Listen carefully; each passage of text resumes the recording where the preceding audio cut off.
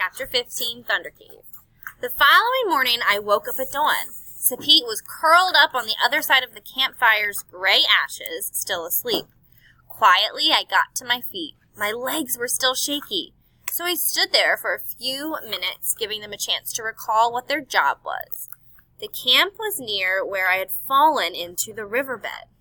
Unsteadily, I made my way to the nearest tree and revealed myself, then walked to the edge of the riverbed.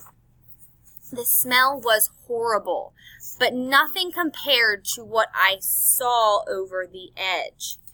Dozens of bloated carcasses were strewn over the riverbed, most of them partially eaten. Vultures, marabou storks, jackals, hyenas, and millions of flies gorged on the rotting flesh.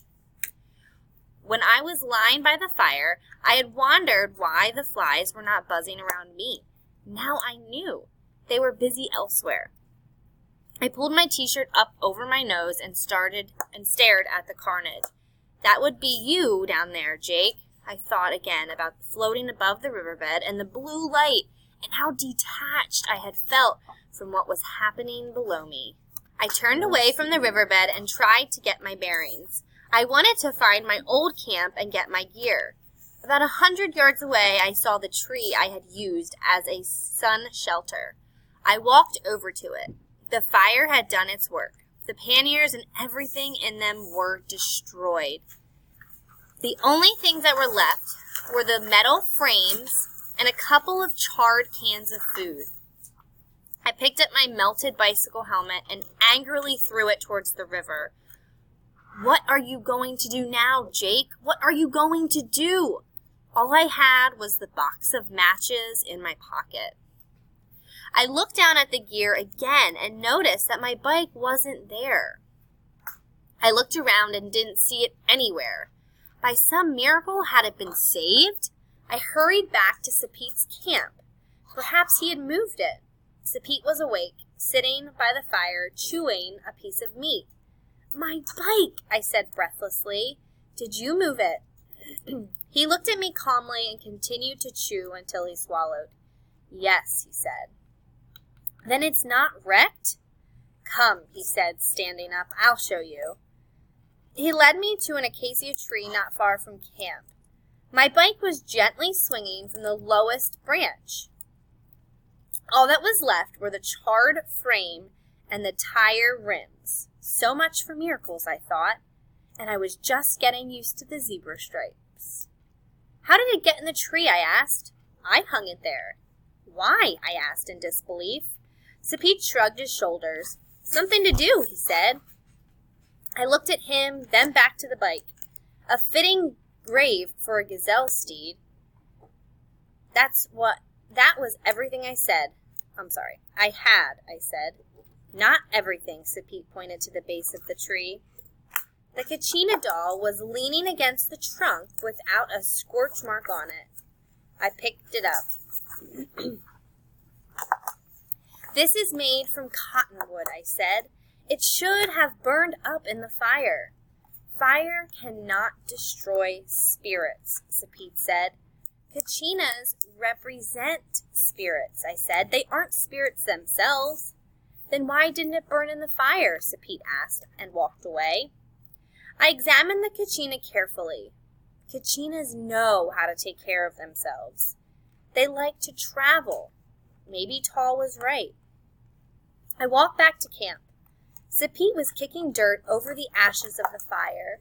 You seem somewhat recovered, he said. Satanic's corral is on the way to your father's camp. Perhaps we should walk together. I put the Kachina in my pocket and we headed south along the riverbed.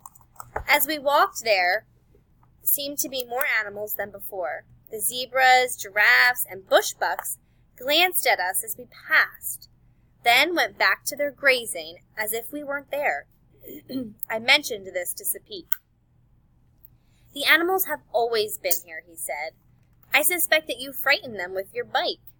If you want to see the animals, you must move in sympathy with the land.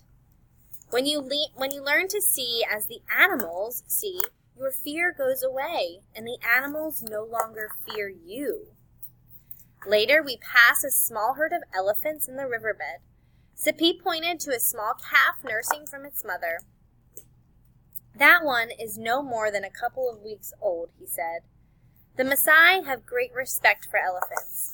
If a herder sees an elephant near a corral, he will bring the cattle home at dusk. If he hears an elephant trumpet, he will pay it tribute by ringing the cowbells. If you find the afterbirth of an elephant, very good fortune will come your way. Do you really believe that? I asked. Finding the afterbirth is rare, he said. A ceremony is performed, and it can take a while for the good fortune to mature, but yes, I do believe it. I knew a family outside of Narok who were very poor until their son found the afterbirth. They are now the wealthiest family in the area. But did it really have anything to do with the afterbirth? Yes, he said, it did. He stopped, slipped the water gourd from his shoulder, and handed it to me. I took a long drink. I didn't know what to believe about an elephant's afterbirth, but I did know that the powder Seppi used in the water seemed to have cured my problem. As far as I was concerned, that was very good fortune. He had stopped twice to fill the gourd. With the powder, we had an endless supply of water.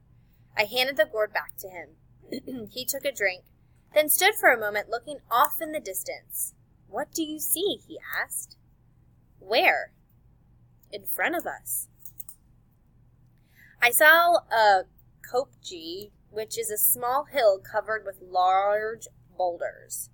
50 yards away were 2 acacia trees.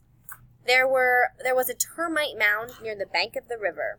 The landscape looked the same as it had for several hours. I don't see anything, I said. I will teach you to see, he said. It will take you some time to understand, and perhaps you never will. That is up to you. I'm willing to learn, I said. Good, Seppi said. You must first stop looking at things the way you have looked at them in the past. You must see things with new eyes. The land has a language of its own. To see, you must understand that language. There is a difference between seeing something for the first time and seeing it the second time. For instance, when you come to a town that you have not seen before, you pay close attention. The second time you go to that town, you see less because you look at what is familiar. I hadn't thought about this before, but what he was saying was true. The train from New York City to Poughkeepsie passed through many towns. The first time I made the trip with my parents, I paid close attention. I'd look at buildings and houses, wondering what was going on inside them. The second and third trips, I paid less attention to what was passing by. On the last trip to see Tall, I barely glanced out the window. I think I understand, I said. Seppi continued. Each time you see something, no matter how familiar you are with it, try to see it as if it were new. Try to pick out what has changed since you saw it last. Nothing stays the same. It may look the same, but it is always different. The reason it looks the same is because you are looking at your memory of it, not at what it is. Seeing this way would be difficult, I said. And no one sees perfectly, Seppi added. We take seeing for granted. To see well takes practice, and it can take a whole lifetime to learn. So don't worry about understanding now. There's no hurry. He walked on and stopped closer to the acacia trees. He pointed at one of the trees. What do you see? I stared at the tree for a moment. I see an acacia tree, I said. There was something else there. Seppi reached down, picked up a stick, and threw it at the tree. A leopard jumped to the ground, snarled, then bounded away from us. How could I have missed it, I said. And why did it run away? Leopards are smart, Seppi said. They'd rather escape than fight. But how did you know it was there? Seppi smiled.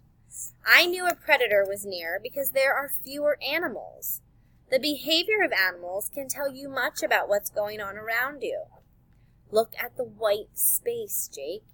Sometimes it's the things we can't see and don't hear that are the most important.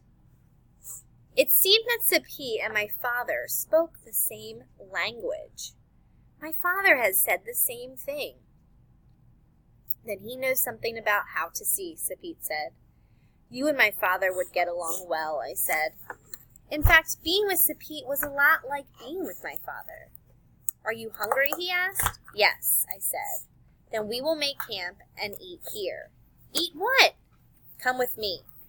I followed him away from the riverbed. We walked by a kopje.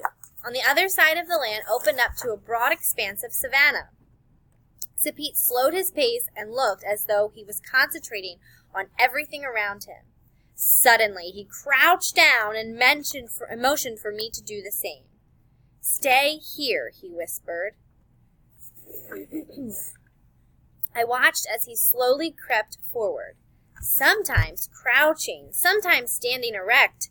At times, he would freeze and stay perfectly still for several minutes. It took him at least 15 minutes to get 100 yards away. Suddenly, without warning, Sepit jumped up from a crouch and let out a blood-curdling scream that almost made me want to wet my pants. He ran forward with his spear in the air, and I saw a cheetah bolt across the savanna. The cheetah stopped after about 100 yards and looked back to where Sepit was standing. You can come now, Sepit yelled to me. I stood and jogged over to him. Dinner, he said. Laying at his feet was a Grant's gazelle. I squatted down and touched it. It was still warm. We will borrow a leg, Sepit said. The cheetah will not mind. There is more meat here than it can eat anyway. Expertly, he cut a hind quarter off with his self-knife. I looked in the direction of the cheetah. The beautiful cat sat patiently staring at us. I expected it to defend its kill. Don't worry about the cheetah, Sepit said. It will come back and finish its dinner when we are gone. Is this how you got the meat last night? I asked. Of course, he said. You thought I took meat from the riverbed, didn't you? Yes, I said sheepishly. Sepit laughed. You must have been hungry to eat what you thought was unclean meat. I was starving, I said. Is this how you get all your meat? Most of the time. There are other ways, of course, but this is the easiest. Always from cheetahs? No, Sepit said, picking up a hind quarter. There are many predators in Africa. How do you know where to look? Imagine that you are a large cat. Where would you wait for your food? In watering holes, I said. I've seen lions do this. That's a good place to start looking, Sepit said. I knew of this cheetah because I've hunted here before. I saw a group of gazelles running, and I could tell by how they ran that the cheetah was chasing them. When they stopped, I knew the cheetah had been successful. Once the cheetah killed, there was no longer any reason for the gazelles to run. Just like the zebras I had seen in the riverbed. After the lions pulled one down, the threat was over. Life goes on. Are there other ways of getting meat? There is another way that you might be interested in, Sepit said. Perhaps if there is time tomorrow, I will show you. That night, as I was falling asleep, I thought about the things that Sepit had taught me. I also thought about my father.